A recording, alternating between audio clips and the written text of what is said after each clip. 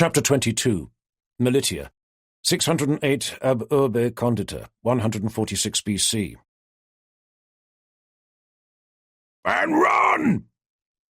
Somehow it was harder to run than to remain facing the enemy. To run was to turn your back, to open your shoulder blades to the fatal thrust. The wicked tips of the pikes were only a few paces away. There were hundreds of them. It would be so easy for the men wielding them to charge forward. No one had a problem stabbing a fleeing man. It would be easier than spearing a fish. Fall back!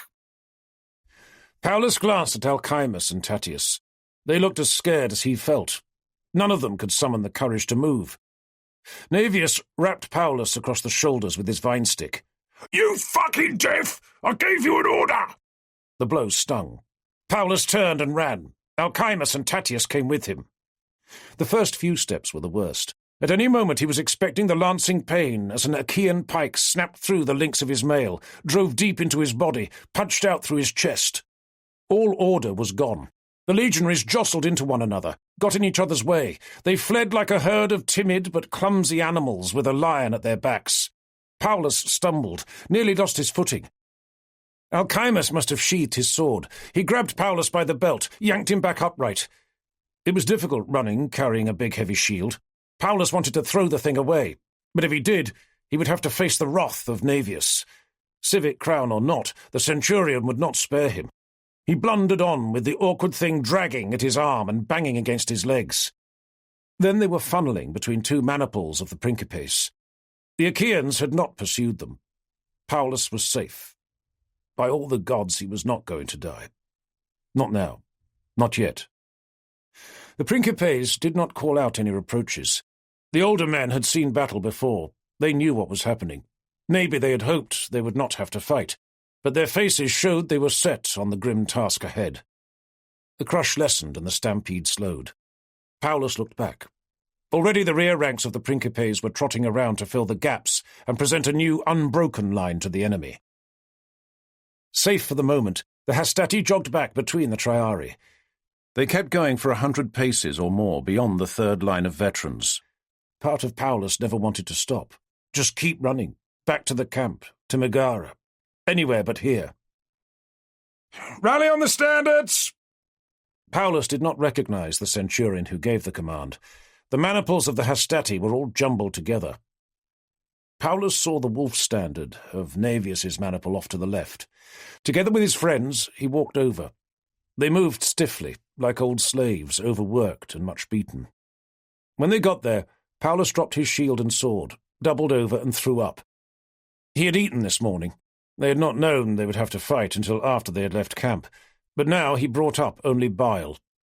It was thin and acid in his mouth, and burnt the back of his throat. Tatius gave Paulus a wineskin. He rinsed his mouth and spat, then took a long pull. Suddenly he was very hungry. Alcimus produced some air-dried beef. Paulus tore at it like an animal, swallowed it barely chewed, much like Niger would back on the farm. The blaring note of trumpets called their attention back to the front. The Principes were going into action. 2 volleys of pila, in quicker succession and better grouped than the earlier efforts of the Hastati, arced down on the Achaeans. Their effect could not be judged. The backs of the Principes and the tall feathers nodding above their helmets blocked any view of the enemy phalanx. Actually, it was getting hard to see anything. The breeze still blew from the east, but it had decreased. It no longer snatched away the dust, but pulled it slowly in great thick banks across the battlefield. Only to the right, where the wind came ashore from the Corinthian Gulf, could things be made out clearly. There, the light infantry of both sides kept up a desultory pretense of combat. Having run out of javelins, occasionally 2 or 3 men would dart forward and throw a few stones. They were easy enough to dodge. No one ever seemed to get hit. They all knew the battle would be decided elsewhere, and probably considered that there was no point in risking their lives for nothing. On your feet, boys! Naevius appeared as unmoved by the carnage as if he were at the theatre. Get in line! Numb from what they had experienced, the Hastati shuffled together. Naevius took the roll call. The centurion consulted no written record. He knew all 120 men by name. He knew who had been present this morning and who was now among the fallen. Despite the savagery of the combat, Only 10 were missing, although all 3 of the Sabines were among them, and just 4 were too badly wounded to continue. The latter were to be helped to the aid post to the rear. The Principes were still fighting up ahead. The noise was oddly muted, like a distant storm. If they did not break the phalanx, it would be down to the Triarii. Realization came to Paulus with another surge of nausea. The 3 lines of the Roman legion, the system of battlefield reliefs, was a perfect stratagem for a general. If the enemy broke ranks and chased those retiring, many legionaries would die. Men like Paulus himself would be cut down as they fled. But that was a small price to pay for victory. The enemy would rush forward as a mob of individuals, and they would be easy pickings for the next line of Romans waiting in their disciplined maniples. If, like just now, the enemy stayed in line, they would have to steel themselves to go into combat again, not once, but twice. Paulus doubted that Naevius or anyone else could ever force him back into that storm of spears. To Hades with the high-flown talk of true Roman virtus, the innate manliness of the sons of Romulus. Courage was like a grain store on a farm. It contained only a finite amount. You could take grain out, but never put any back. Sooner or later, it would run out, and you could never tell when that would happen. "Bollocks!" Tatius muttered. The Principes were falling back. Again the Achaeans must have maintained their discipline. No pursuit could be seen through the murk. The Principes were reforming in front of the Hastati, and the Triarii were getting into a continuous line. "If only the fucking cavalry had not fucked off," Tatius said. "This would have all been over an hour ago." "Courage, boys," Naevius said. "We're not finished yet." "But it's down to the Triarii," Tatius said. It was a proverbial expression, the third and final throw of the dice. It was all or nothing now. The Triarii were armed with spears, not javelins. With a brave shout they levelled their weapons and surged forward. The sound of the clash rolled back like a clap of thunder. The Triarii knew their trade.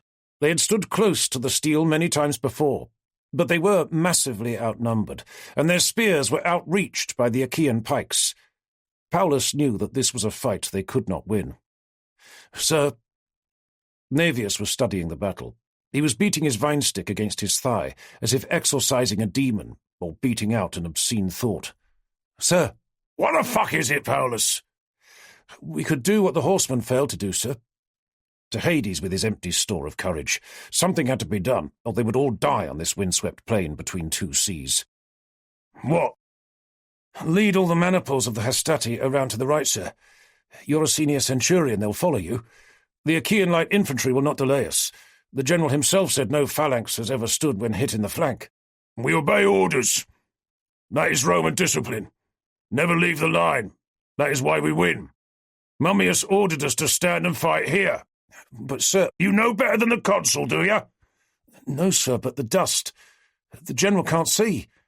He has no idea what's happening here." Naevius turned his back on Paulus. He gazed out at the dust-shrouded battle line. The rear ranks of the Triarii were giving ground. They were not ready to turn and run, but step by step they were being driven back. "Fuck it!" Naevius shouted.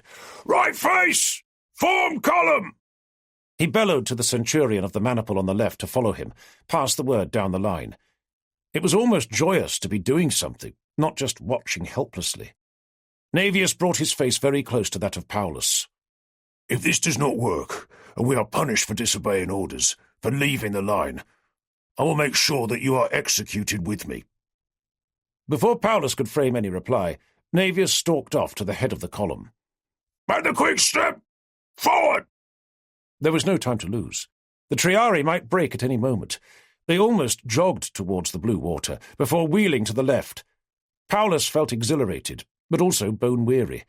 One last effort would decide this day. Seeing them coming, the Velites did more than cheer. Most attached themselves to the column.